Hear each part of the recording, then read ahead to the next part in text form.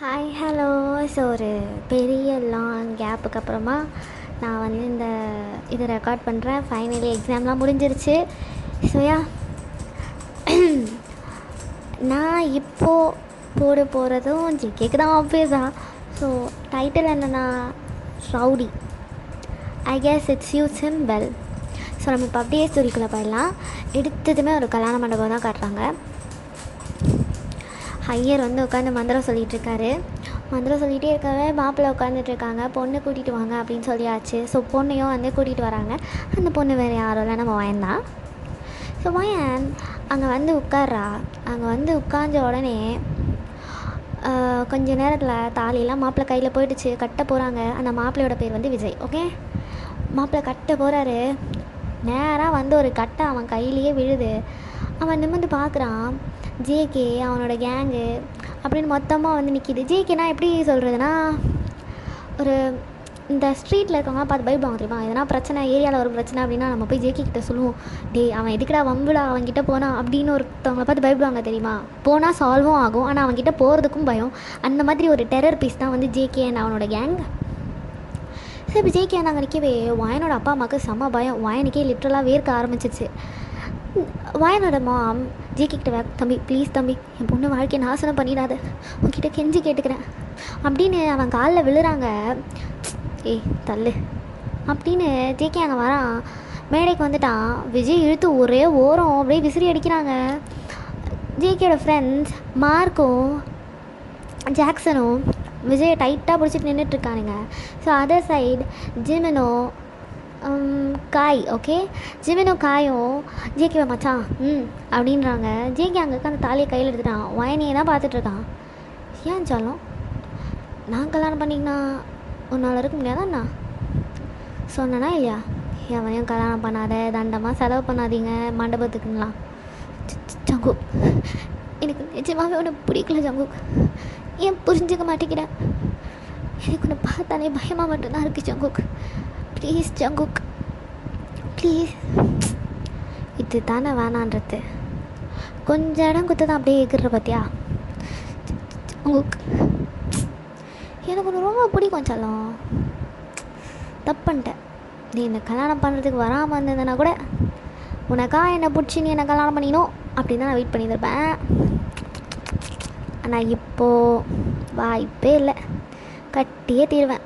JK please என்னை விட்டு JK, எனக்கு கூட பார்த்தாலே பயமாக இருக்குது. எனக்கு தான் ஒன்று பார்த்தா ஆசையாகுது. சொன்னா நீ கேட்குற மாட்றியே. ஜேகே அப்படியே அங்கே உட்காரான். ஐயர் மந்திரம் சொல்லு தம்பி. மந்திரம் சொல்லியா? சரி தம்பி அப்படின்னு அந்த ஆள் பாட்டுக்கு அந்த பக்கம் மந்திரம் சொல்ல. இங்கே ஜேகே ஃபுல்லாக black and white, black hoodie போட்டிருக்கான், ஒரு ப்ளூ ஜீன் போட்டிருக்கான், ஷூவோடு உட்காந்துருக்கான் அந்த மண்டபத்தில். தம்பி அக்னி முன்னாடி செருப்பு அதான் ஒன்றும் இல்லை போடு அப்படின்றான். ஸோ அங்கே ஈரம் மந்திரம்லாம் வாசித்து முடித்து தாலி அவன் கையில் தராது மறுபடியும். ஸோ ஜேகே அந்த தாலி அப்படியே கட்டுறான். வயன் கண்ணுலேருந்து தாரையாக தண்ணி ஊற்றுது. எனக்கு நீ வேணாம் அப்படின்னு செம்ம பயம். ஏன்னா இந்த பக்கம் ஜிமினோ ஜாக்சனும் இது அவங்க வயனோட மாம் அண்ட் டேடை வந்து பிடிச்சிருக்காங்க. ஸோ வயனால் எந்திரிச்சும் ஓட முடியாது. ஒரு பக்கம் விஜய், ஒரு பக்கம் அவனோட அம்மா அப்பா அப்படின்ட்டு எல்லாரையுமே இவனுங்க 5 பேராக சேர்ந்து மிரட்டி வச்சிட்ருக்கானுங்க. எல்லாம் கையில் கத்தி வச்சிட்ருக்கு. பயமாக இருக்கும் வயனுக்கு எதுனா ஆகிடுமோ அப்படின்னு. ஸோ வயன் அப்படியே அமைதியாக உட்காந்துட்ருக்கா. ஜேகே அவ்வளோதான், தாலி கட்டி முடிச்சாச்சு. குங்குமம் எடுத்து வைக்கிறான். ஜேகேக்கு நல்லா தெரியும் வயனுக்கு சுத்தமாக பிடிக்காது அவனன்னு. ஆனால் ஜேகேக்கு வயன்னா உயிர். இந்த ஃப்ளாஷ்பேக் ஒன்று இருக்குது, நம்ம அதை கொஞ்சம் நேரம் கழித்து பார்ப்போம். ஓகே, ரொம்ப நாள் கழித்து பேசுறதுனால பேச வர முடியல, மூச்சுலாம் வாங்குது. சரி ஓகே, நம்ம இப்போ அப்படியே கண்டினியூ பண்ணிக்கலாம். சரி, முடிஞ்சதும் வயனை எழுப்பி நிற்க வச்சு ஜேகே அவள் கையை டைட்டாக பிடிக்கிறான். டே போதும் விடுங்கடாதுங்களே, வா போகலாம். தம்பி என் பொண்ணை விட்டுரு தம்பி. தம்பி தம்பி ஏன் பொண்டாட்டி நான் கூட்டின்னு போகிறேன், உனக்கு என்ன தம்பி? அவள் தான் அவனை பிடிக்கலன்னு சொல்கிறாள். ஏன் தம்பி இப்படி பண்ணுற? டே ஜேகே, நீ பண்ணுறது கொஞ்சமாக சரியில்லடா. சொல்லும், இவ்வளோ நேரம் நீ என்ன பண்ணியிருந்த? கத்தி முனையில் விஜய், அதனால் இவ்வளோ நேரம் அமைதியாக இருந்தியா? வந்துட்டான் போடாமாயிரு, உன்னால் ஒன்றும் பிடுங்க முடியாது அப்படின்னு வயனோட கையை பிடிச்சி எடுத்துகிட்டு போகிறான். வயன் திரும்பி விஜயை பார்க்குறா. விஜய் வந்து இந்த ஏரியாவோட இன்ஸ்பெக்டர். ஓகே, இப்போ தான் ட்ரான்ஸ்ஃபர் ஆகி வந்திருப்பாரு. ட்ரான்ஸ்ஃபர் ஆகி வந்து ஒரு 2 டேஸில் வாயனை பார்த்ததும் வாயனை அவருக்கு ரொம்ப பிடிச்சிருந்துருக்கும். ஸோ அப்படியே கல்யாணம் அப்படி இப்படின்னு பேசி இவ்வளோ தூரம் வந்துருச்சு. ஜேகே வாயனை அவன் தங்கியிருக்க அந்த இடத்துக்கு கூட்டு போகிறான். அந்த இடம் செம்ம குப்பையாக இருக்குது. லைக் குப்பை மீன்ஸ் அது ஒரு வீடு தான். இவங்க 5 பேரும் ஒன்றா தான் அங்கே ஸ்டே பண்ணியிருக்காங்க. அங்கே இருக்கிறதே 3 ரூமு. இதுங்க மாறி மாறி எங்கேயாவது படுத்துக்கும், மீதி இருக்கிறது ஹாலில் படுத்துக்கும். இந்த மாதிரி தான் இவனுங்க இருப்பானுங்க. ஸோ ஒரு அங்கே இருக்கிறதுலே சுத்தமான ரூம் அப்படின்னு ஒரு ரூம்குள்ளே வந்து ஜேகே கூட்டிகிட்டு போகிறான். அந்த ரூமே கன்றாவி குளத்தில் இருக்குது. அங்கங்கே சரக்கு பாட்டிலு, துணிங்க, அந்த ரூம் ஃபுல்லாக துணிங்க அங்கேயும் இங்கேயும் இருக்குது. அதில் தோச்ச துணி எது, நல்ல துணி எது, அழுக்கு துணி எதுனே தெரியாது போல இருக்குது. அந்த மாதிரி இருக்குது அந்த வீடு. வாயனுக்கு அப்படியே அழுகையாக வருது. ஒரு ஓரமாக போய் குறுகி உட்காந்துட்டா. செம்ம அழுகிறா. அப்படியே தான் இப்போ நம்ம ஃப்ளாஷ்பேக்குள்ளே போக போகிறோம். வாயன் 12th ஸ்டாண்டர்ட் படிச்சுட்ருக்கா. அண்ட் ஜேகேக்கு வந்து ஏஜ் 23. ஓகே, வாயனுக்கு அப்போ தான் 18. 12th முடித்து காலேஜ் சேர போகிறான். ஓகே, ஸோ ஜேகேக்கு வாயனை பார்த்தோம். ஜேகே வந்து சின்ன வயசுலேருந்தே இந்த அடிதடி அதை பார்த்தே வளர்ந்த ஒரு பையன். அவனுக்கு தெரிஞ்சவங்க, அவனோட டேடி, அப்படி இப்படி எல்லாருமே இந்த ஃபீல்டுலேயே இருந்தவங்க தான். ஸோ ஜென்ரேஷனாக இருக்கவே ஜேகேவை பார்த்தா அந்த ஏரியாவில் இருக்க எல்லாருக்கும் பயம். ஸோ இதனாலே சார் வந்து படிக்கலை. தண்டமாக கூட ஒரு 4 பேரை போட்டுக்கிட்டு சும்மானா யார்கிட்டனா வம்பிழுத்துக்கிட்டு போலீஸ் ஸ்டேஷன் போகிறது வர்றது, இதுதான் அவனோட வேலையே. ஸோ இதுதான் ஜேகேவோட ஒரு இன்ட்ரோ. பெருசாக எதுவும் கிடையாது, இவ்வளோ தான் ஜேகே. வாயன் காலேஜில் ஜாயின் பண்ண போகிறா. அந்த அப்ளிகேஷன்லாம் போட்டுட்டு ஒரு மாதிரி ஹாப்பியாக சீட்டு கிடச்சிச்சுப்பா அப்படின்னு ஜாலியாக வந்துட்டுருக்கா. ரொம்ப பெருசாக இல்லை, ஒரு ஒயிட் குர்த்தி போட்டிருக்கா, அது கீழே ஒரு ப்ளூ ஜீன் போட்டிருக்கா, ஃப்ரீ ஹேர் விட்டுருக்கா. செம்ம சிம்பிளாக இருக்கா, பார்க்க செம்ம அழகாக இருக்கா. ஓகே, ஸோ அவள் வந்து அங்கே வெளியே பஸ் ஸ்டாண்டில் நின்றுட்டுருக்கா. காலையில் சீட் போட்டு ஒரு மாதிரி ஜாலியாக இருக்கா. அவளுக்கு அவள் ஃபேஸை பார்த்தாலே இப்போ அவள் ஏதோ சந்தோஷமாக இருக்கா, ஏதோ நல்ல விஷயம் நடந்திருக்கும் போல் அப்படின்னு வாங்க தெரியுமா. அந்த மாதிரி ஒரு மாதிரி க்ளோ ஆகிட்டுருக்கா. வாய்க்கு படிக்கிறதுனா ரொம்ப பிடிக்கும். அவளோட ரொம்ப பெரிய ஆம்பிஷனே வந்து ப்ரொஃபஸர் ஆகணுன்றது. ஓகேயா, ஸோ படிச்சுட்ருக்கா. ஜேகே அவள் அந்த பஸ் ஸ்டாண்டில் நின்றுட்டுருக்கப்போ அவளை பார்த்துருப்பான். தாண்டி போயிட்டானுங்க. ஜேகே ஜிமன் வண்டி ஓட்டிகிட்ருக்கான். ஜேகே பின்னாடி உட்காந்துட்ருக்கான். ஸோ அவனுங்க தாண்டி போயிட்டானுங்க. ஜிமனோட ஷோல்டரில் வந்து வயன் சைடு ஃபேஸ் பண்ண மாதிரி தான் அவனோட ஃபேஸ் இருக்குது. ஸோ தாண்டி போயிட்டானுங்க. தாண்டி போகிறப்போ ஒரு ஃப்ராக்ஷன் ஆஃப் செகண்டில் வயனோட ஃபேஸ் வந்து அவன் பார்த்துட்டு அப்படியே போயிருந்துருவான். ஜிமன் கிட்ட சொல்லி மறுபடியும் யூட்டர்ன் போட்டு வந்து வயன் முன்னாடியே நின்று வயனை பார்க்குறான். வயன் பொறுக்கி எப்படி பார்க்குறான் பார் அப்படின்னு அப்படியே அந்த பக்கம் கேஷுவலாக திரும்பிக்கிறா. ஸோ பஸ் வந்ததும் பஸ்ஸில் ஏறுறா. ஜேகே பட்டுன்னு பஸ்ஸில் வந்து ஏறுறான். ஏறினதும் வயனுக்கு செம்மையாக கடுப்பாயிருச்சு. ஐயோ, இவன் இப்பெல்லாம் பண்ணுறான்னு தெரிஞ்சால் என் வீட்டில் கொன்றுவாங்க. கடவுளே, மூஞ்சி அவனையும் பார், நல்லா ஆடும் பரிசியாக கம்பல்லாம் குத்தி சை அப்படின்ற மாதிரி இருக்குது வயனுக்கு இந்த டேட்டு போடுறது அந்த மாதிரி இருக்கவங்களெல்லாம் பார்த்தா சுத்தமாக பிடிக்காது. நம்ம சாரை பற்றி தெரியாதா, ஒரு கை முழுக்க வெறும் டேட்டு மட்டும்தான் இருக்கும். ஊர்பட்ட பியர்சிங்ஸு, லிப் பியர்சிங்கு, ஐ பியர்சிங்குன்னு இஷ்டத்துக்கு பண்ணி வர வச்சுருக்கானா. அவளுக்கு அதெல்லாம் பார்த்ததும் ஒரு மாதிரி இவன் பொறுக்கிடா அப்படின்ற மாதிரி அந்த ஃபீலு. ஸோ அவள் போய் அவள் வீட்டு வெளியே இறங்கிட்டா. அவள் நடந்து போயிட்டுருக்கா அந்த சீட். ஓகே, ஜேகேவும் நிறுத்தாமல் பின்னாடி வந்துக்கிட்டே இருக்கான். வாயனுக்கு ஒரு கட்டத்தில் டென்ஷன் ஆகிடுச்சு. நின்றுட்டு, என்ன வேணும் உங்களுக்கு, எதுக்கு இப்படி பின்னாடி வந்துட்டுருக்கீங்க? நீ தான் வேணும். ஹலோ, மரியாதை பேச மாட்டிங்களா? எனக்கு இவ்வளோ தான் மரியாதை பண்ண தெரியும்பா. என்ன நீ கேட்ட, நான் சொன்னேன், அவள் தான். நீ தானே கேட்ட, நானா சொன்னேன்? வாயன் அப்படியே ஜேகே முறைச்சிட்டு திரும்பி போகிறா. ஏய் நில்லை, அதான் பேச ஆரம்பிச்சிட்டல, திரும்ப. உங்ககிட்ட பேசணுன்னு எனக்கு ஒன்றும் ஆசைலாம் இல்லை, சரியா? ஒழுக்கமாக நடந்துக்கோ அப்படின்னு அகைன் திரும்புகிறா. நில்றி போடா ரவுடி அப்படின்ட்டு அவள் பாட்டுக்கு வேகமாக அவள் வீட்டுக்குள்ளே போயிட்டா. ஜேகேக்கு ஒரு மாதிரி ஜாலியாக இருந்திருக்கும். போடா, அவனை யாருமே டே மச்சான் வாடா இந்த மாதிரி இவன் ஃப்ரெண்ட்ஸ் தான் பேசியிருப்பாங்க. மற்றபடி இந்த ஏரியாவில் இருக்க ஆண்டி அங்கிள் கூட இல்லைப்பா ஜங்குக்கு, அது ஜங்குக்கு அப்படின்ற மாதிரி தான் அவன்கிட்ட எல்லாருமே பேசுவாங்க. ஸோ ஒருத்தவங்க போடா அப்படின்னு அவனை சொன்னதே கிடையாது. அவன் ஃப்ரெண்ட்ஸ் அந்த ஜாலி சர்க்கிளை தாண்டி ஜேகேக்கு ஒரு மாதிரி செம்மையாக இருந்திருக்கும் அந்த போடான்ற ஃபீல். ரவுடியா நல்லா தான் இருக்குது இந்த பேரும். சி, நீ ரவுடி தானே. ஆனால் அவன் வாயால் கேட்குறதுக்கு நல்லா இருந்ததே. இருக்கோண்டா மச்சான். என்ன மச்சான் மயிருன்னு வண்டியிலேருந்து இறங்கி பஸ்ஸில் ஏறிட்டேன். அவன் திருப்பி அவன் மச்சான் நான் இங்கே இருக்கிறேன் வந்து கூட்டின்னு போனி என் தாலியாக இருப்ப அதானே? சாரிடா. என்னடா ஃபிகர் சிக்கிச்சா பாரு, என்னையே போடா ரவுடி அப்படின்ட்டு போயிட்டாடா. போடான்ட்டாலாம். ரைட்ரா மாப்பிள்ள. மாட்டினியா? மாட்டலடா, விழுந்துட்டேன். ஜங்குக்கு அத்தனை பிள்ளைங்க உன் பின்னாடி சுற்றி இருக்கு. ஆனால் நீ பாரேன், இப்படி ஒரு குட்டியாக குள்ளமாக தவுடோண்டு இருக்கு, அதுவே அதுக்கு விழுந்துட்ட. ஏய், நீங்கள்லாம் இனிமேல் அந்த மாதிரிலாம் பேசக்கூடாது, அது எந்த அப்படின்னு முடிவு பண்ணிவிட்டு ஜேகே போகிறான். ஸோ அவன் போனதுக்கப்புறமா நெக்ஸ்ட் டே வயன் அழகாக ரெடி ஆகிட்டா காலேஜ்க்கு. ஒரு 1 வீக் கழிச்சு, ஓகே, நெக்ஸ்ட் டேயில் கிளம்பிட்டு வெளியே வரா. ஜேகே வீட்டு வெளியவே இருக்கான். அவன் அங்கேருந்து அப்படியே முணங்கிட்டே போகிறா. ஸோ இப்படி தான் அவன்கிட்ட எந்த பையன் பேசினாலும் ஜேகே விட மாட்டான், எதுனாலும் விட மாட்டான். இப்படி தான் அவளோட அந்த 3 years காலேஜ் போயிருக்கும். அப்புறம் லெக்சரர் ஆகணுன்னா அவள் இன்னொரு டிகிரி படிக்கிற மாதிரி இருக்கும். ஸோ அதையும் பண்ணி இப்போ லெக்சரராக ஒர்க் பண்ணிகிட்ருக்கா, அசிஸ்டன்ட் ப்ரொஃபஸராக. ஸோ இப்போ வயனுக்கு ஏஜ் 25. ஸோ அந்த 18 வயசுலேருந்து இவளுக்கு 25 ஆகிற வரைக்கும் ஜேகே இவள் பின்னாடி நாய் மாதிரி சுற்றிருப்பான். லிட்டரலாக இவளுக்கு வந்து உள்ளுக்குள்ளே ஒரு சின்ன இது, நம்ம நைட்டில் கூட வெளியே போகலாம், ஜேகே வருவான் நமக்காக அப்படின்ற மாதிரி ஒரு கான்ஃபிடென்ஸ் இருக்கும் தெரியுமா. அந்த மாதிரி ஒரு ஃபீல் இருக்குது. ஆனால் அது லவ்வாக என்னெல்லாம் அவளுக்கு தெரியாது. அதுக்குள்ளே தான் விஜய் இந்த ஏரியாவுக்கு புதுசாக வந்திருப்பார். ஸோ வந்த உடனே ஜேகே ஜிமென் அப்படியே அவங்க கேங்கெல்லாம் அரெஸ்ட் பண்ணி உள்ளே வச்சுருந்துருப்பாரு. அவனுங்களை பேசி கூட்டிகிட்டு வந்துட்டுருப்பாங்க. ஜேகே சைடு கொஞ்சம் வெயிட்டான சைடு, அவனோட பேரண்ட்ஸ் அந்த மாதிரிலாம் இருக்காங்கள்ல. இவன் இந்த ஏரியாவுக்கு ரவுடினா அவங்க அப்பா இந்த ஊருக்கு ரவுடி, அந்த மாதிரியான ஒரு ஃபேமிலி. ஸோ அவனை பேசி கூட்டிகிட்டு வந்திருப்பாங்க. அந்த நாள்லேருந்தே ஜேகேக்கும் விஜய்க்கும் சுத்தமாக ஆகாது. அப்படி இருக்கவே ஜேகே விஜய் பார்த்தாலும் மாதிரி எரிச்சலாகவே சுற்றிட்டுருப்பான். ஆனால் இந்த பக்கம் விஜய் வயனை ஒரு நாள் பார்த்துருந்துருப்பான். பார்த்தோன்னே ரொம்ப பிடிச்சிருந்துருக்கும். ஸோ ஃபார்மாலிட்டி லைக் அவன் போய் அவங்க அம்மா கிட்ட சொல்லி அவங்க வந்து வீட்டில் பேசி அப்படி தான் இந்த கல்யாணம் வந்து அரேஞ்ச் ஆகிருக்கும். ஸோ இப்போ வயன் உட்காந்து யோசிச்சு பார்த்துட்ருக்கா, ஜேகே அப்போது எப்படி இருந்தான் அதெல்லாம். ஓகே, ஸோ இப்போ அந்த அவள் மூளையில் உட்காந்து அழுகுறாள், அதுலேருந்து ஸ்டார்ட் பண்ணலாம்.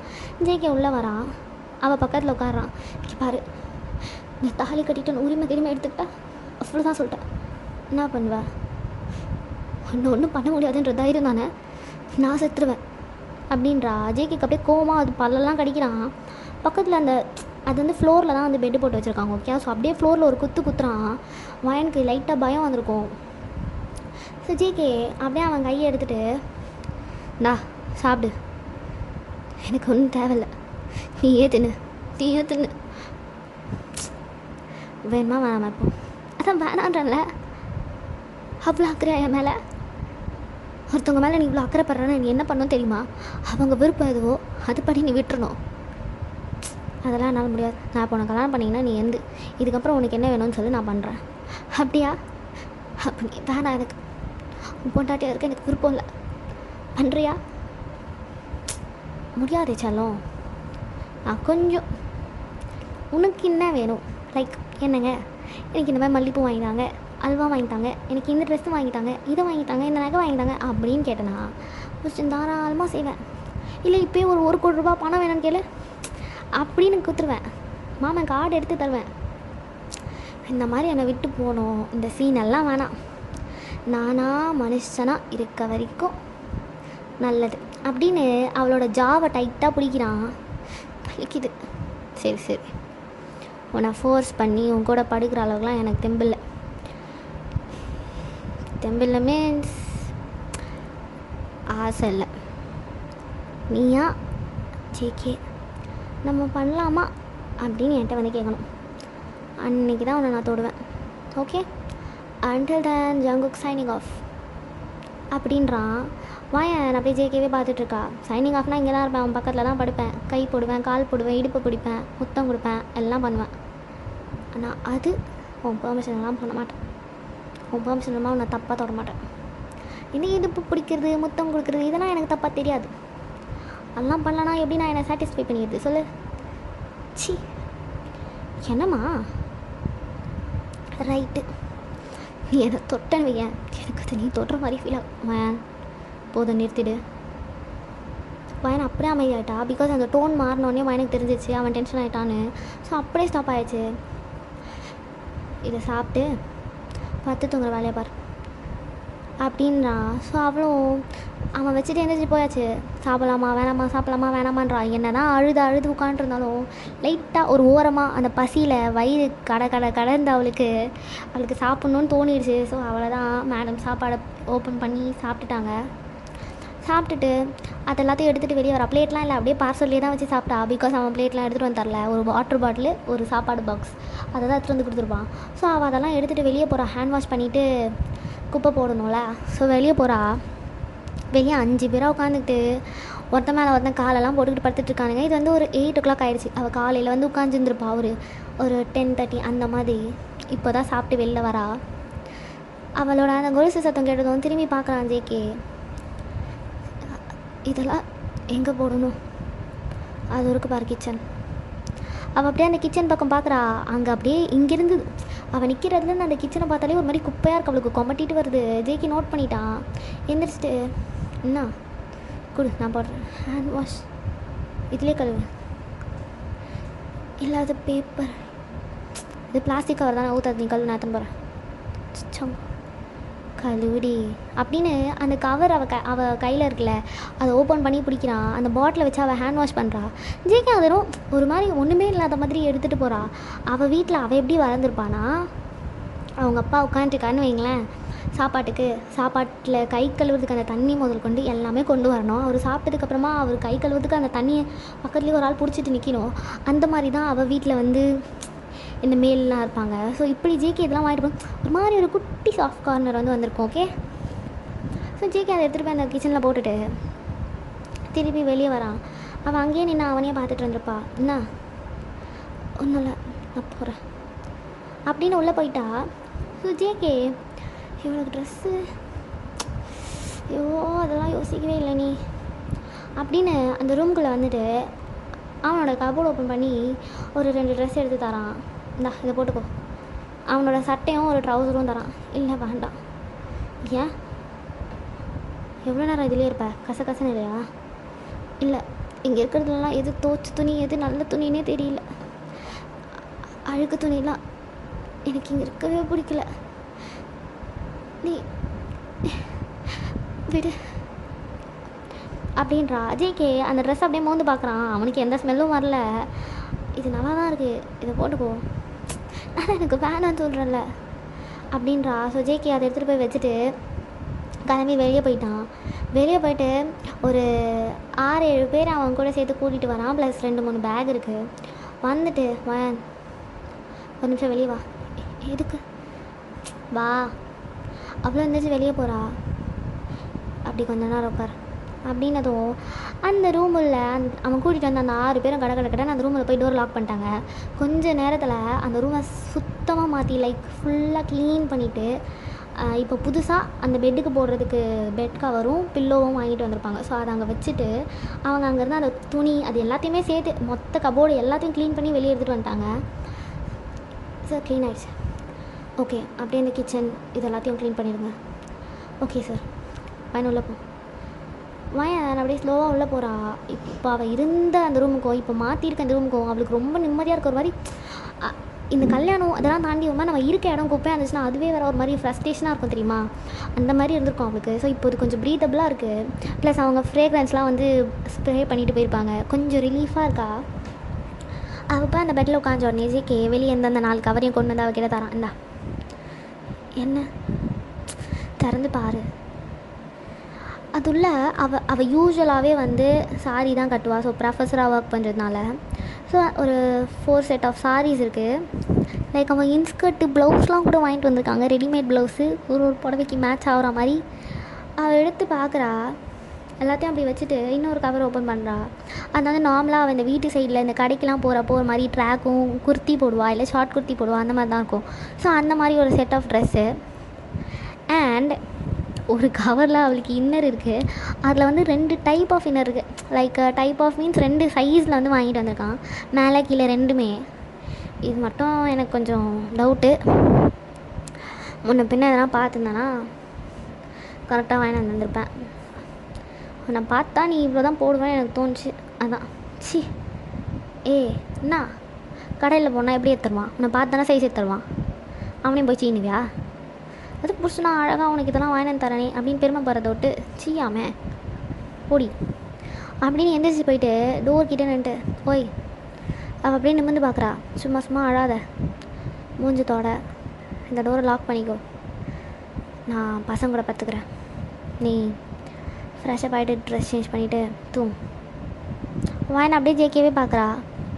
ஜேகே அப்படியே வெளியே போய்ட்டு திருப்பி பட்டுன்னு விளான்ட்டு அப்புறம் அழகாக இருக்க இந்த புடவை அந்த நகை அது எல்லாத்தோட ஒன்று பார்க்க செம்மையாக இருக்குது அப்படின்ட்டு போகிறான்.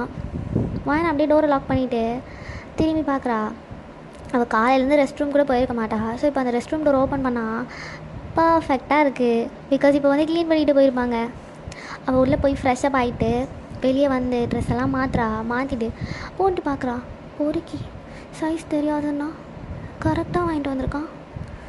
ஃப்ராடு பையன் சி அப்படின்னு அவள் பார்த்துட்டு அந்த ப்ளவுஸ் ரெடிமேட் ப்ளவுஸ் எடுத்துகிட்டு வந்திருக்கான்ல அதையும் எடுத்து பார்க்குறா.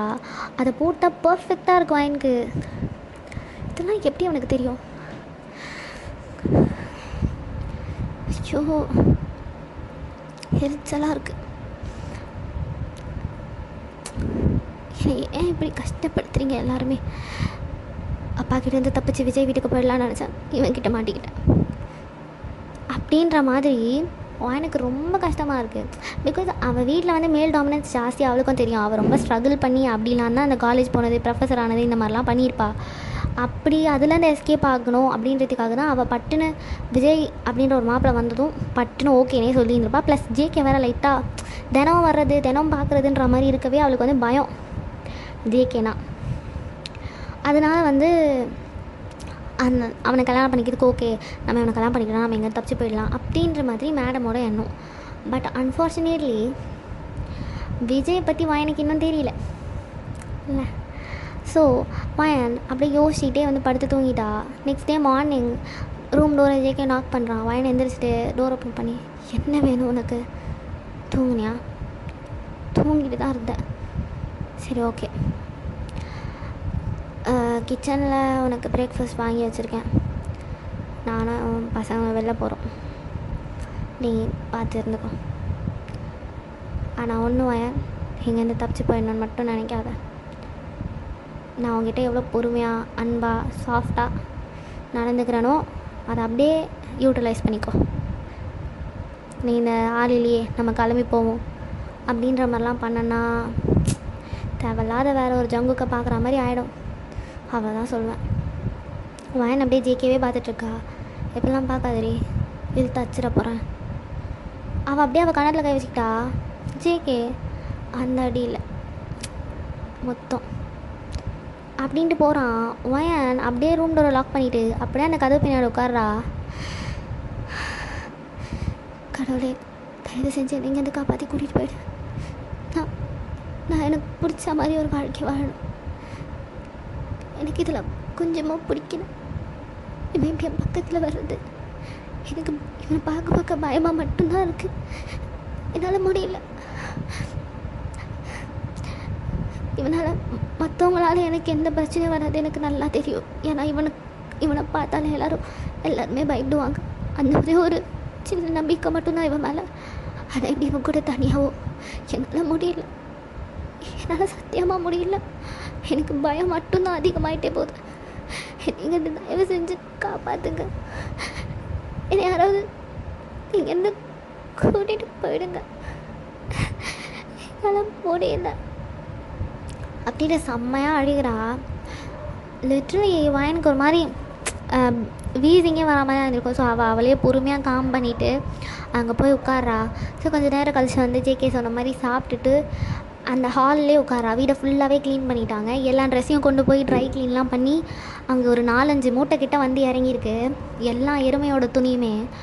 ஸோ அதெல்லாம் வாயன் பார்க்குறா. பார்த்துட்டு அவள் அங்கேயே உட்காந்துருக்கா. என்ன பண்ணணுன்னே தெரியல. டிவி இருக்குது, எல்லாமே இருக்குது. பட் அவள் எதையுமே பார்க்கவோ எதுவுமே அவள் மைண்டு முழுக்க இந்த கல்யாணம் நடக்காமல் இருந்திருக்கக்கூடாதா அப்படின்ற மாதிரி தான் இருக்குது இப்போது.